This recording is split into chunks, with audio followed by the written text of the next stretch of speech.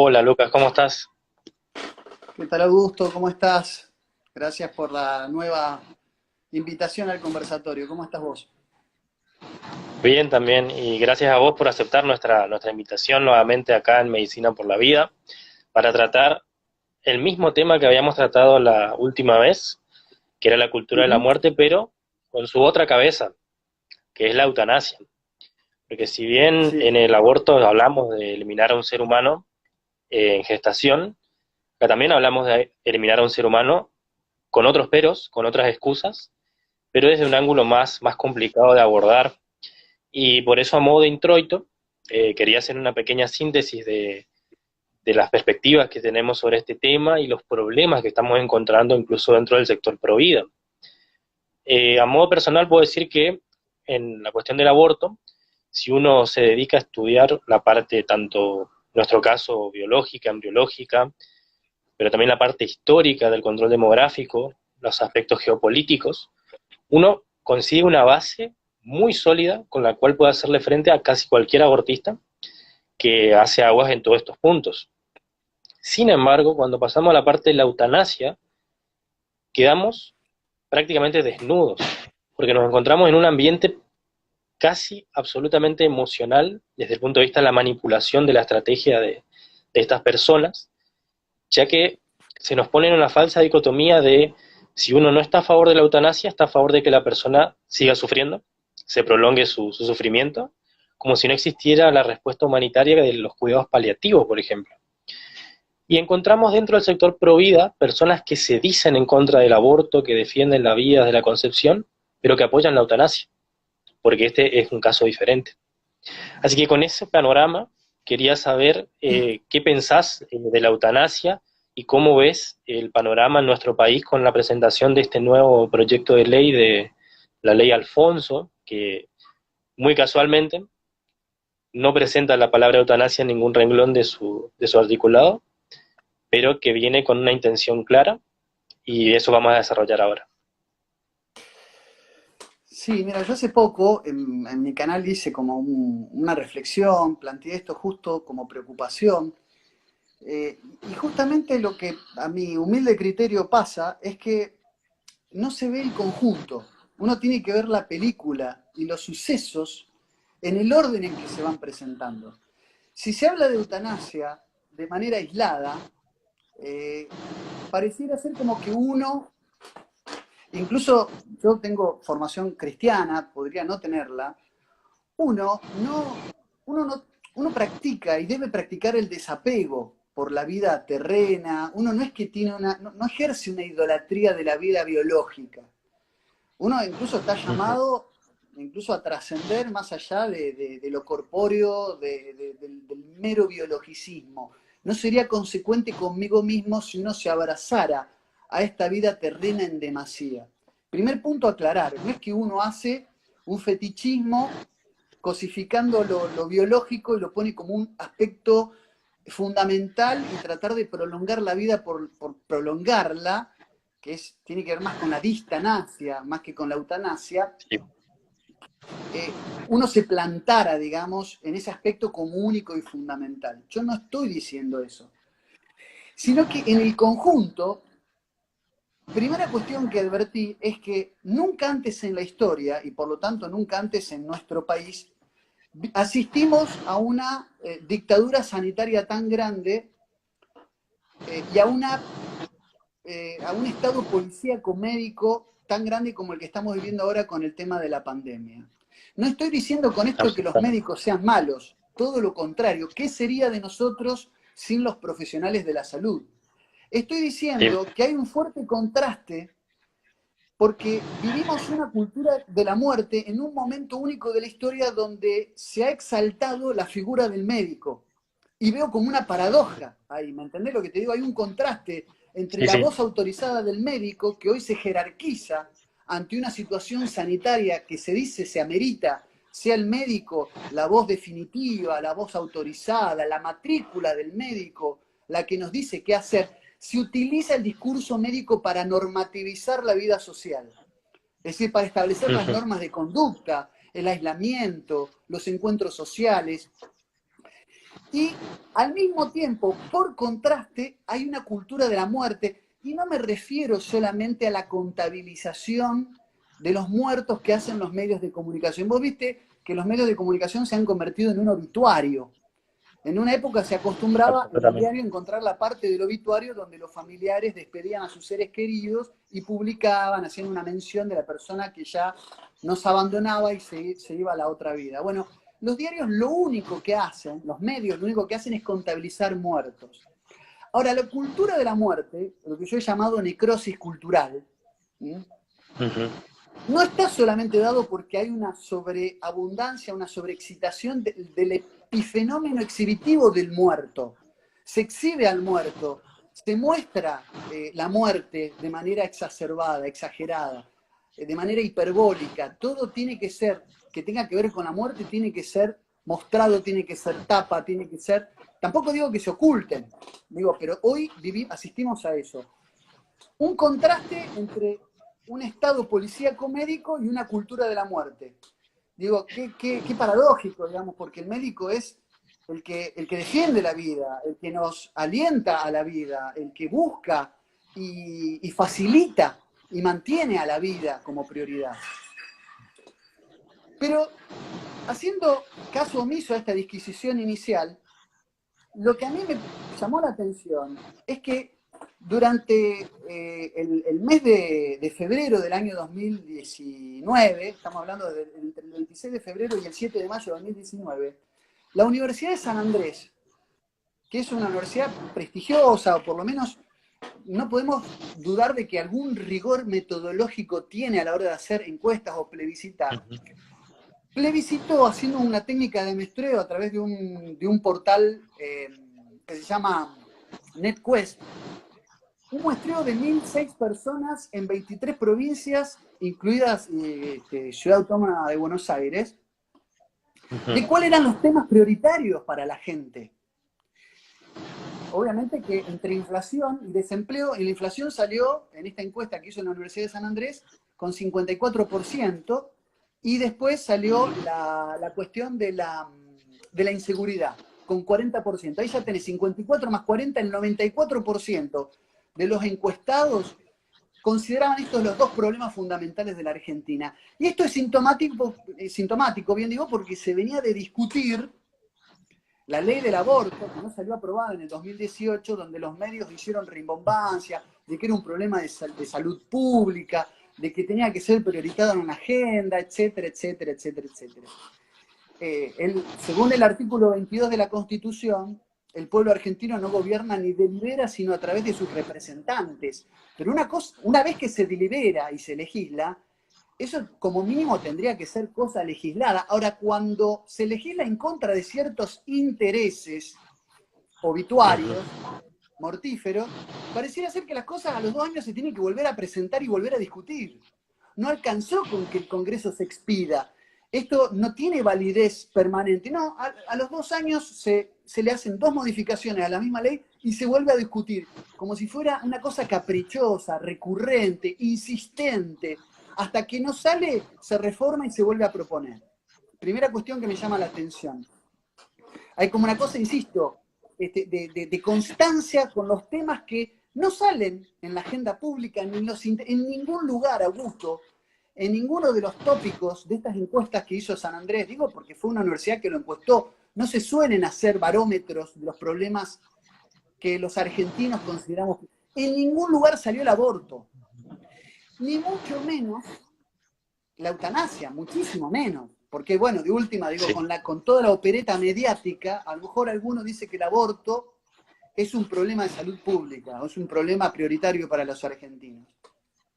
A renglón seguido de eso, en el año 2020, año en que sí se aprobó el aborto en nuestro país, la Universidad de San Andrés volvió a reiterar la misma encuesta, hacer la misma encuesta, arrojando los mismos resultados. Lo único que apareció es obviamente el COVID, que antes no estaba, pero otra vez no apareció en ningún lado ni el aborto ni la eutanasia. Entonces vos decís, bueno, ¿por qué entonces se discute en el Congreso algo que no está en la agenda prioritaria de las mentes de los argentinos, ni en las mentes ni en los corazones del argentino esto no está, no es prioritario, no sale de ningún plebiscito, de ningún referéndum, de ninguna consulta popular, de ningún lado. Entonces se insiste con lo mismo y uno se pregunta, bueno, esto entonces es una agenda biopolítica foránea, extranjera, que de alguna manera se mete en el Congreso y te lo presentan como una especie de batería de leyes enlatadas que se tiene que aprobar en distintos países donde se quieren introducir cambios culturales y sociales en favor de la muerte. Y la prueba más recurrente, que era el motivo de mi preocupación, es que después del aborto viene enseguida la eutanasia. Es decir, lo que hay que leer es el orden de aparición entre una cosa y la otra. En diciembre del año 2019 se aprobó en España la eutanasia. ¿Qué tiene que ver?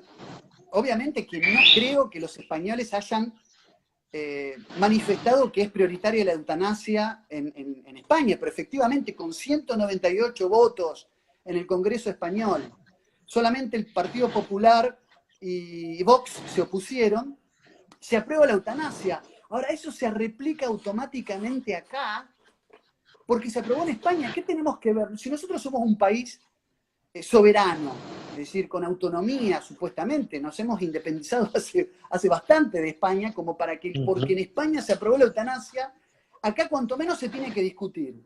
¿Qué es esto de andar repitiendo la fórmula legislativa en distintos países? Y date cuenta que hay una estrategia biopolítica mundialista que no emerge de la espontaneidad de los pueblos, sino que se implanta desde arriba, se inocula y se lo fuerza para que sea tratado en los distintos congresos. Está claro que eso es así. Entonces, la lectura que oportunamente traté de hacer y traté de compartir, y la lectura que cualquier persona mira el conjunto, es que esos problemas vienen desde afuera y se instalan con force en los distintos cuerpos legislativos para que sea debatido y para que se apruebe, insisto, lo que yo llamo, digo, ni que fuera una cosa novedosa, el paquete legislativo de la muerte. ¿Por qué digo esto? ¿Qué quiero decir con el paquete para que se aclare? Buscan algo emotivo, empiezan como decimos vulgarmente, a rascar la olla y a ver qué podemos encontrar.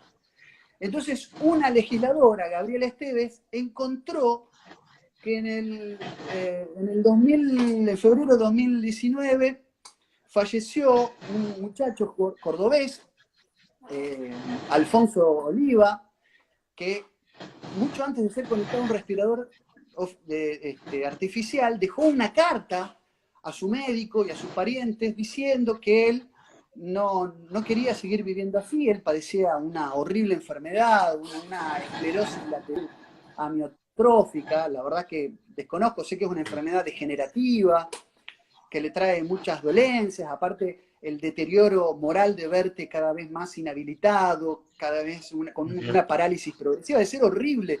Uno no es, quiero esto dejarlo muy en claro, uno no es indiferente, y yo sé que hay que estar en los zapatos de alguien que padece estas horrendas enfermedades como para poder decir con liviandad, bueno, no, esto no es prioridad, esto sí es prioridad.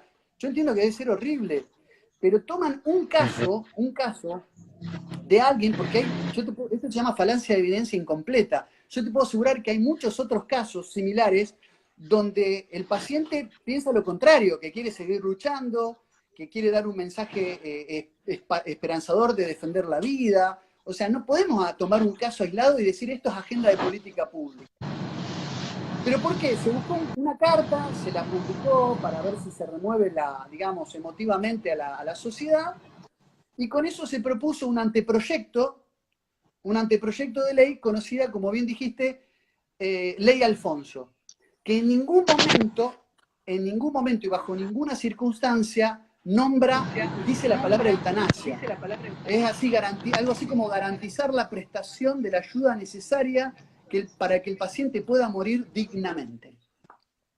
Y ahí aparece la eutanasia encubierta porque es eutanasia. O sea, el precedente que tenemos, que es la ley 26742 de muerte digna, a partir también de otro caso particular, que es el caso de Camila López, era distinto, y si bien los médicos dicen que hay como una especie de incongruencia, de que la ley es ambivalente, es ambigua y demás, ese caso lo que implicaba era que el paciente podía decidir ante una enfermedad terminal y sin retorno, no someterse a ciertos tratamientos que a lo sumo podrían en el mediano o largo plazo morigerar algunos síntomas, pero que les podían traer otras dolencias y demás. Es otra cosa la ley de muerte digna, pero es el antecedente sobre el cual ahora se avanza a una ley como la ley de Alfonso, donde sí hay una intervención activa para facilitar la muerte.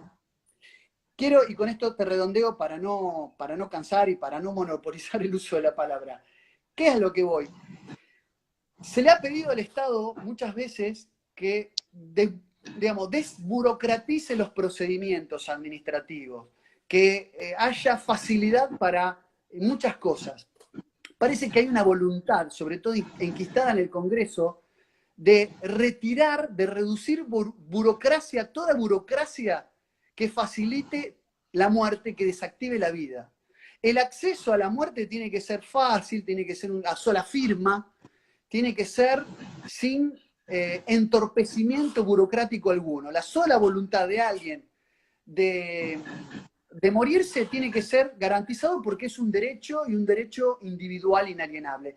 Yo, por supuesto, que hago una lectura no ingenua de esto y digo, acá hay ingeniería social, acá hay biopolítica.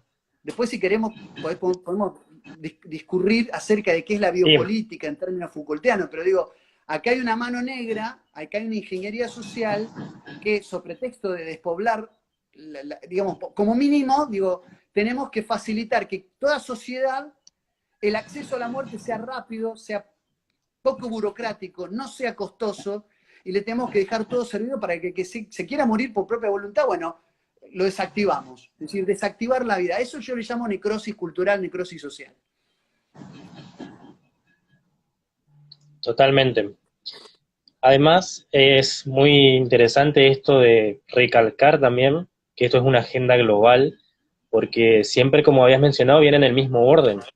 Y a mí me llamó mucho la atención el tiempo, porque mientras que en España, entre la legalización del aborto y la legalización de la eutanasia, hubieron años, incluso con la debacle cultural en la que estaba sumida el pueblo español, acá se trató de un año para el otro. Es una locura la velocidad con la cual se está imponiendo esta agenda, y al mismo tiempo, en los otros países de Hispanoamérica, tenemos también intentos abortistas, ya que todos dijeron que una vez que Argentina lo legaliza iba a ser el ejemplo para la región. Entonces, esto no es ingenuo al tratarlo acá, porque nuevamente, si logran pasar acá la ley, lo van a usar de ejemplo para los demás países, porque se valen como métodos de reducción de la población, se enmarcan en la misma política, que es reducir la población en el aborto, los que nacen, y en la eutanasia, los ancianos y los enfermos, que es más fácil matarlos, en primer lugar a los ancianos, para pagar menos pensiones, que es uno de los principales problemas económicos que vienen con el invierno demográfico consecuencia del aborto, y a su vez derivar ese pago que debía ser de pensión a la deuda externa en los casos de los países muy comprometidos como el nuestro.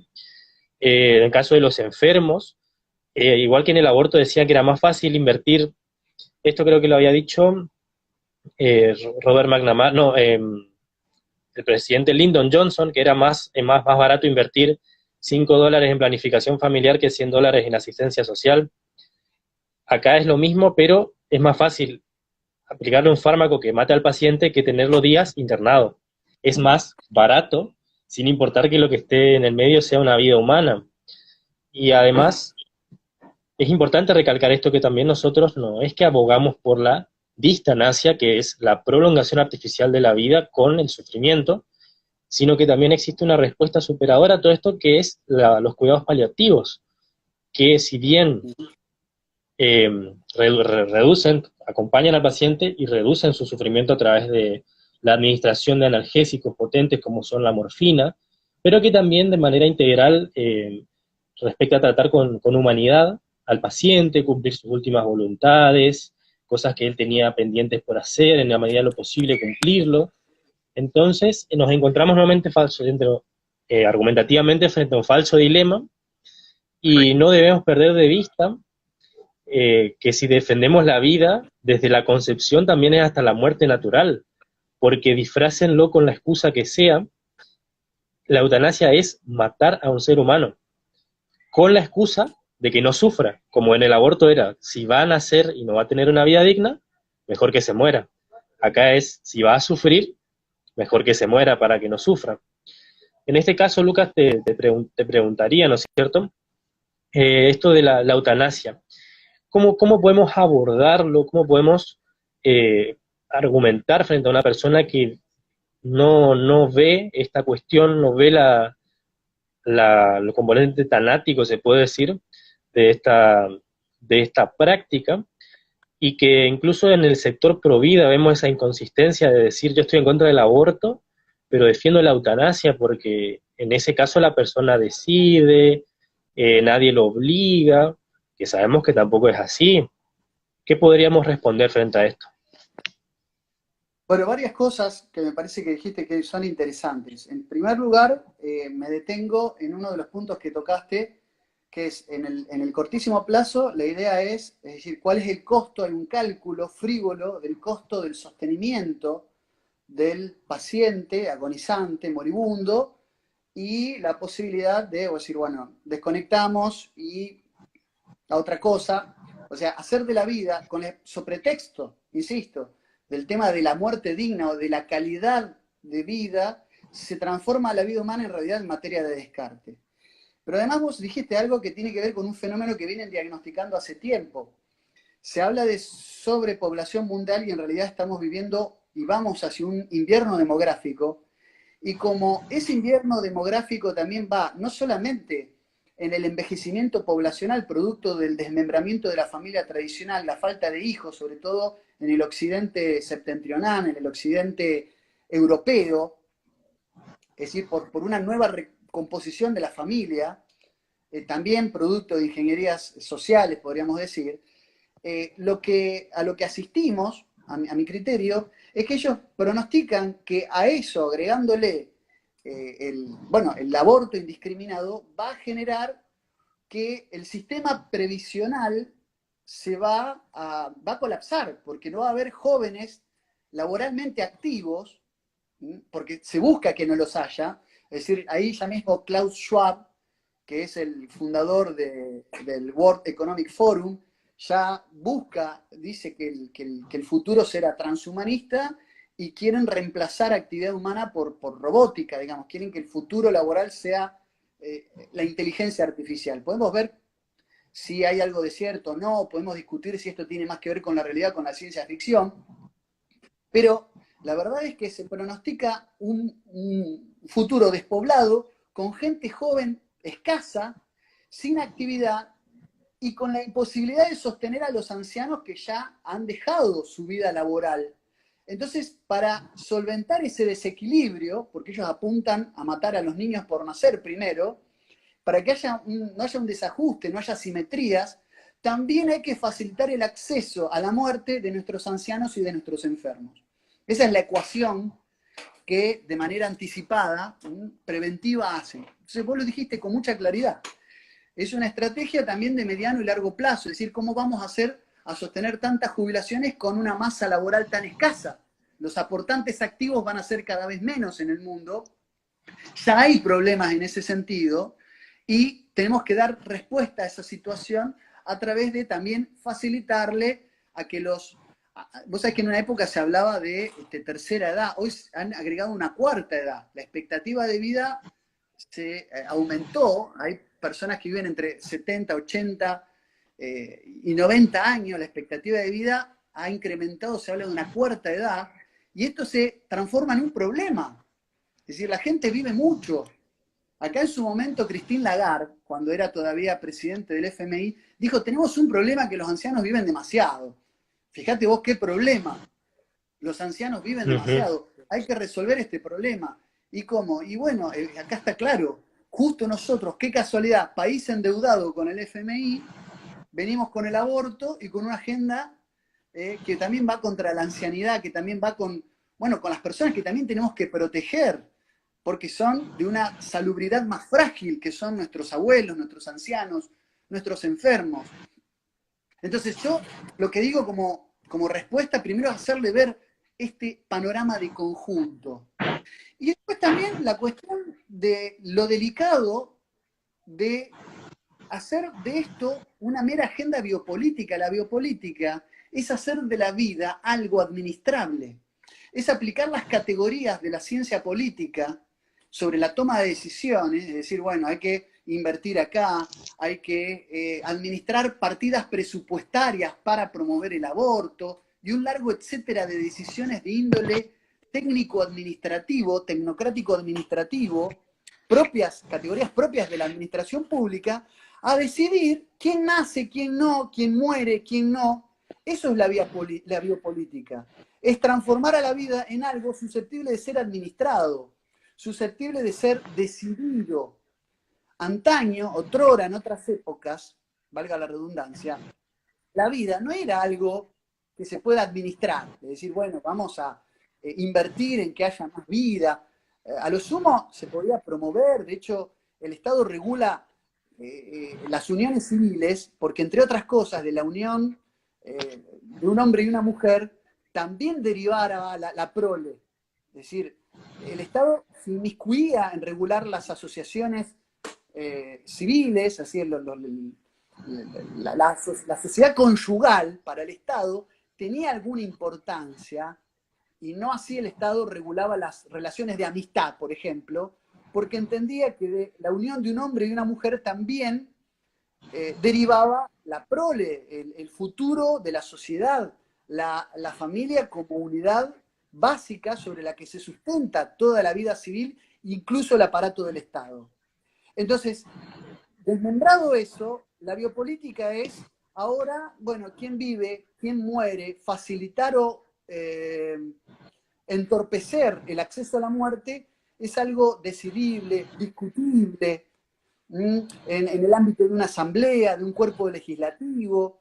Es decir, ya es biopolítico que se haya llevado el debate del aborto a una cuestión de River Boca, verde celeste, y que sea algo susceptible de ser debatido en un ámbito, en un cuerpo legislativo. Eso ya es biopolítico, ya es una intromisión de la biopolítica en todo esto. Entonces, me parece que como primer buen punto que vos claramente desarrollaste, me parece que como respuesta ante la eutanasia es ver no la sensibilería de lo que padece una persona con una enfermedad degenerativa, terminal, o lo que puede o no sufrir, sino entender la cuestión macro de que hay una intencionalidad de que la muerte facilitada obedece a fines bio y geopolíticos, inconfesables fines bio y geopolíticos, que son impuestos desde afuera, como bien dijiste, donde siempre se utiliza, dijiste otra cosa sumamente importante, Augusto, que es el tema del mascarón de proa, de la cabecera de playa. Se seleccionan algunos países que no son seleccionados al azar, sino bajo estudios previos, donde se hace una suerte de juego de ensayo-error. Entonces dijeron, si fracturamos en la Argentina con el tema del aborto, lo vamos a poder expandir en toda Iberoamérica. Lo mismo pasa con la relación España-Argentina. Bueno, probemos en España y ahí seguimos con Argentina. Entonces, si esto funciona acá, por eso digo de que parece un programa enlatado. Hay una serie de políticas mortuarias, necrofílicas, ¿no? Tanatofílicas. Hay una serie de políticas tanatofílicas que pareciera que se van como probando y además se tienen que, digamos, se tienen que traducir, se tienen que materializar en una batería de leyes, se tienen que materializar, bien digo, en una batería de leyes que tienen que ser las mismas, obviamente con algún que otro matiz, en todos los países donde se quiere desactivar la vida con mayor facilidad. Es decir, si nosotros no vemos esta cuestión de conjunto, nos vamos a quedar en esa cosa que algún que otro, incluso de extracción liberal puede decir, no, pero ¿cómo me puedo oponer yo a que alguien quiera terminar con su vida? ¿O cómo yo le voy a obligar a alguien a vivir? No se trata de eso, no es eso lo que está en discusión. Hay muchas motivaciones por las cuales una persona se suicida y no solamente nosotros, nuestra cultura occidental, digo esto último, considera en general que la vida es un don sagrado, lo poco que queda cada vez menos de sacralidad de la vida, es un don sagrado, es un regalo que debe ser valorado y protegido. Pero yo estoy pronto a admitir que si vos vas a Japón, el suicidio ritual, el famoso seppuku o harakiri, está más encarnizado. O sea, es preferible morir con honor o no deshonrar a tus ancestros que seguir viviendo si vos caíste en una situación deshonrosa, ignominiosa. O también hay formas de suicidio, esto lo estudió mucho un sociólogo francés, Emilio Durkheim. Hay suicidios altruistas, es decir, una secta o fita que se toma veneno de víbora para, a través de un culto ritualico, morirse en masa. O mandatos consuetudinarios, es decir, de costumbres sobre la muerte, por ejemplo, el capitán que se hunde con su barco. Es decir, el barco se hunde, el capitán tiene como un mandato moral de unir, no huir despavorido, sino de hundirse con el barco. Esas cuestiones no son suicidios de la persona que no le encuentra sentido a su vida y decide ponerle fin. No de la persona que está depresiva y se mata, se tira de un puente o se ahorca. Estas son cuestiones que a veces están en las distintas culturas y encajan de una manera distinta. Hay que saber hacer una lectura de estas distintas formas de suicidio, que para Durkheim, insisto, era un hecho social como la misma división social del trabajo, pero para el hombre occidental, en general, el hombre occidental, el suicidio no es algo probo, digno de ser aplaudido, no es algo que forme parte de nuestra cultura. Al contrario, nosotros somos propensos a valorar la vida, a tratar de defenderla hasta las últimas consecuencias. En algún momento, insisto, cada vez menos elementos sacros. Ahora, se está tratando de desactivar eso. Se está tratando de decir, bueno, la vida es algo, es elemento de descarte. La vida es algo negociable. Es algo que tiene que ser priorizado en la medida que se pueda garantizar la calidad de vida. ¿Quién puede? ¿Calidad de vida según quién? ¿Según para quién? Entonces acá es donde yo digo, ojo, abramos los ojos, no nos dejemos engañar, tengamos cuidado. Absolutamente. Además, para dejarle claro a las personas, porque por ahí nosotros estamos mencionando, ¿no es cierto?, una agenda política global, políticas enlatadas, políticas que no responden al interés nacional, y la gente dirá, y bueno, pero ¿de dónde viene? ¿Quiénes son los que están llevando a cabo estas agendas? Y justo me habías mencionado a Klaus Schwab, el presidente del Foro Económico Mundial, una de las estructuras visibles del poder supranacional, que para poder entender también el hecho de, por ejemplo, los medios informativos, más que nada en Infobae, yo había visto muchas noticias al respecto de la eutanasia, un médico argentino que fue pionero en la eutanasia en España, también un caso de una mujer con su esposo con una parálisis, que era la principal militante de la eutanasia, y cuando uno entra a ver esos artículos o esos videos, siempre es el mismo panorama empático, sentimental que a uno le ponen de por medio para sensibilizarlo y permeabilizar estas ideas, y se desactiva la razón apoyando por medio de la falsa empatía, como sucede en el aborto, de que es mejor abortarle a que sufra, escondiendo todo lo que tiene detrás de esa práctica, por supuesto. Y entonces para entender, y además la respuesta, por supuesto, porque esto parte, como había mencionado Lucas, de un pedido de un chico, Alfonso, para que se trate la eutanasia. Y no dieron una respuesta diciendo, bueno, vamos a invertir más en la investigación científica a través del CONICET para encontrar una solución a la esclerosis lateral amiotrófica, vamos a invertir en hacer un programa nacional de cuidados paliativos, vamos a buscar una posibilidad de mejorar esa calidad de vida de ese paciente, en el sentido de permitirle poder realizar todas sus funciones, o por lo menos si no se pueden recuperar, reducir su sufrimiento al máximo, manteniendo su vida, por supuesto, sino que fue automáticamente una respuesta de muerte, que es lo que justamente quiere estas personas, porque están desatando una guerra contra la humanidad, Este es un término que repite mucho Cristina Martín Jiménez, la periodista española de la Tercera Guerra Mundial, de ese 1% que concentra más riqueza que el otro 99%, en informes como el de Oxfam y demás, que consideran que sobra gente, entonces utilizan todos estos proyectos de ley, todas estas medidas que están absolutamente discordantes con lo que el pueblo mismo quiere, y por eso tenemos que entender, si no entendemos cuáles son las verdaderas estructuras de poder hoy en día, no se entiende tampoco todo este análisis que estamos haciendo, por eso remitimos a todos los que nos están viendo, ya sea a seguirte a vos y seguir tu canal del Gibelino, donde tratas extensamente los problemas de la brújula con Pablo Dávoli, donde también se desarrollan muchos estos temas, de los que también me nutrí, por eso tengo la capacidad de hacer estos señalamientos a todas estas personas, a leer autores como que habíamos mencionado, Juan Claudio Sanahuja, que casualmente había empezado a leer un libro más que El Gran Desafío, donde si bien es cierto que hay un importante contenido teológico, todos los documentos en los que él se basa, incluso las conferencias de los papas, principalmente Juan Pablo II fue el que hizo mucho hincapié en esto de la cultura de la muerte, disuelven totalmente esa falsa dicotomía entre razón y religión. Uno si lo lee sin saber que es Juan Pablo II va a decir qué coherente, qué sentido que tienen todas estas palabras, ¿no? Defender la familia, la vida y demás.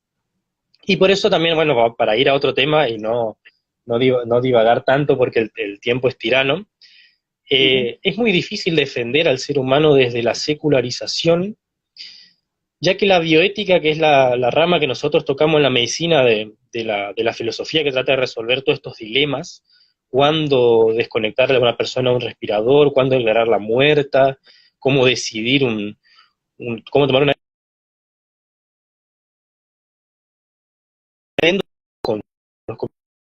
deciden todo por consenso, que es algo que denuncia Michel Scoyans en su libro La cara oculta de la ONU, la tiranía del consenso le llama, donde todo se puede votar, todo se puede poner a decisión de un grupo, y en cambio, nosotros si no disponemos de esa visión trascendente del ser humano, del por qué es importante frente a lo que es, por ejemplo, los animales, como suelen hacer los antiespecistas, los ecologistas, ¿qué importancia también tiene en ese sentido, Lucas, el componente trascendente del ser humano en esta lucha, en esta discusión, para poder frenar esta cultura de la muerte?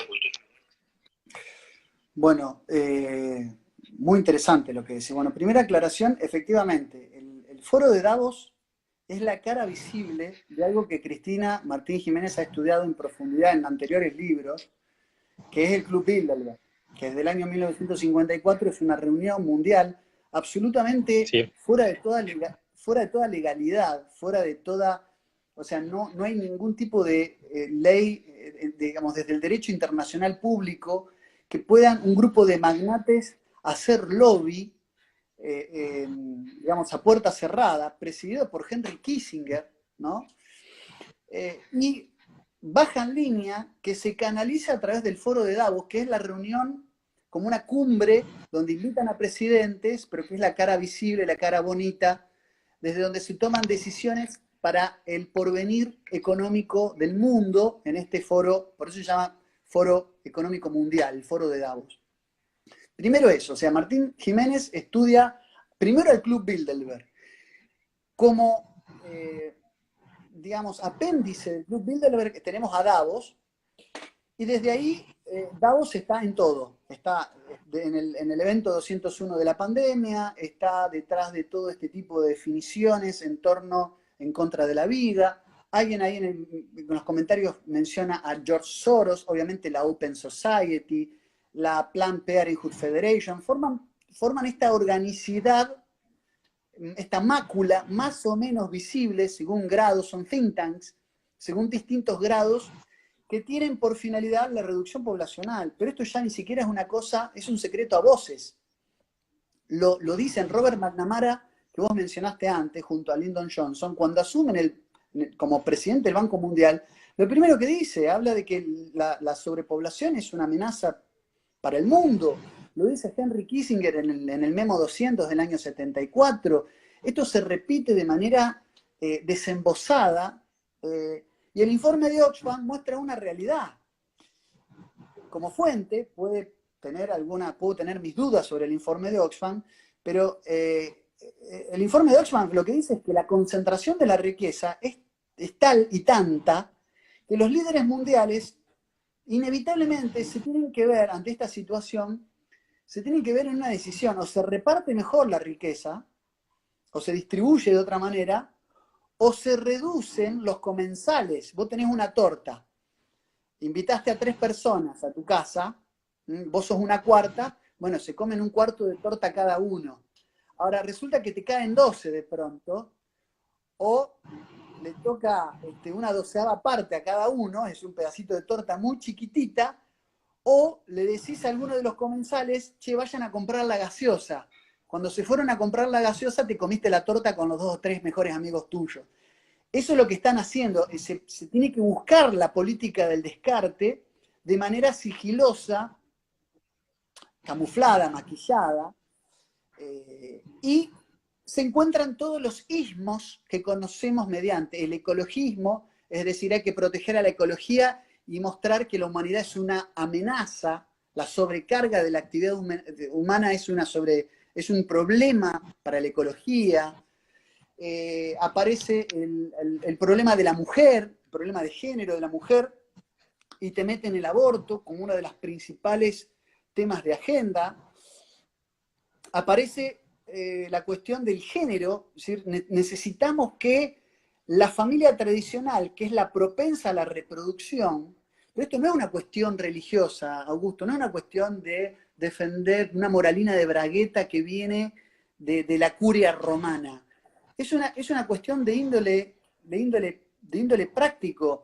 Si vos defendés el poliamor, si vos defendés el libertinaje sexual, si vos defendés el desmembramiento de la vida sexual, vos a largo plazo lo que fracturás es, digamos, tratar de que haya menos hijos, es decir, sexo sin reproducción, fracturar esto, que no haya una relación de correspondencia.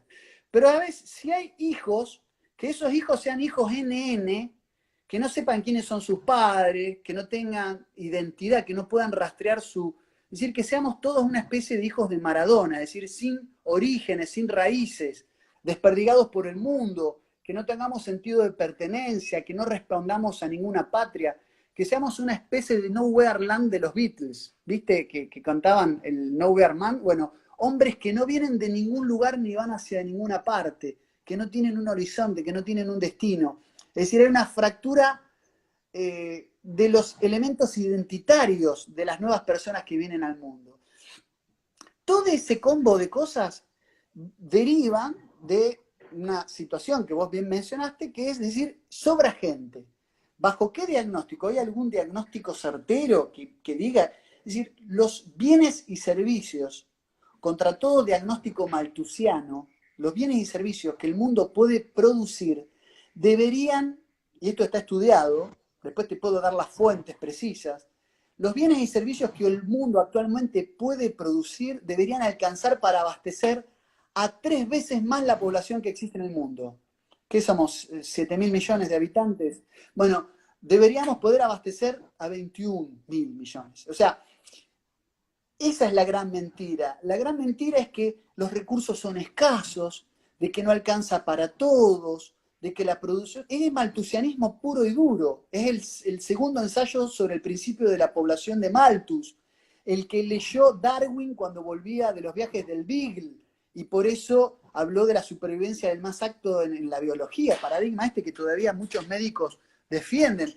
Resulta que Darwin propuso esto leyendo a Malthus, a Tomás Malthus, fue antes, es un neomalthusianismo biológico. Conrad Lorenz demuestra que es mentira, que la supervivencia de las especies tiene que ver con los rasgos colaborativos de las especies vivas, no con los rasgos competitivos de las especies, de los ejemplares biológicos más fuertes. Ahora, para no desvariar y no desviar, es cierto que hay una agenda globalista que en la medida en que la podamos exponer, en la medida que nosotros podamos exponer que detrás de estos ismos, como bien explica Juan Claudio Sanabuja, propia de la agenda de la ONU, de las Naciones Unidas.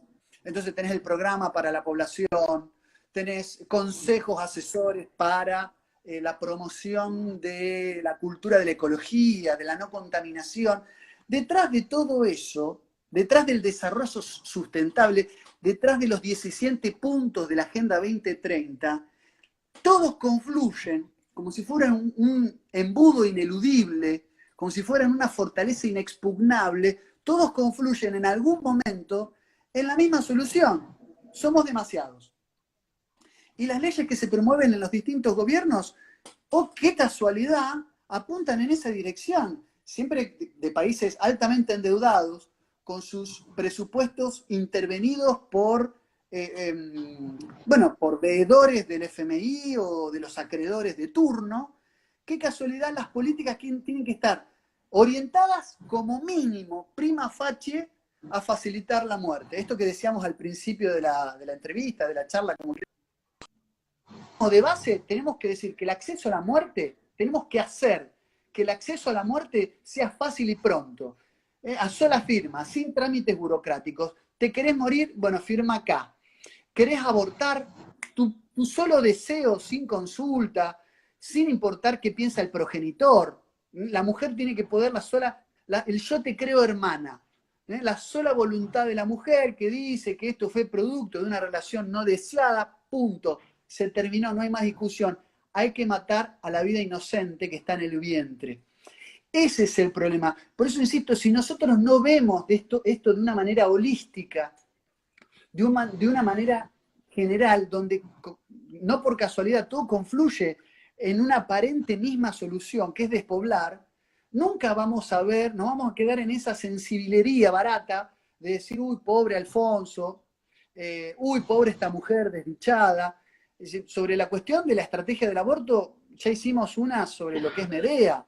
Se justifica la muerte de un inocente poniendo énfasis en el padecimiento de la mujer violada, abusada, maltratada.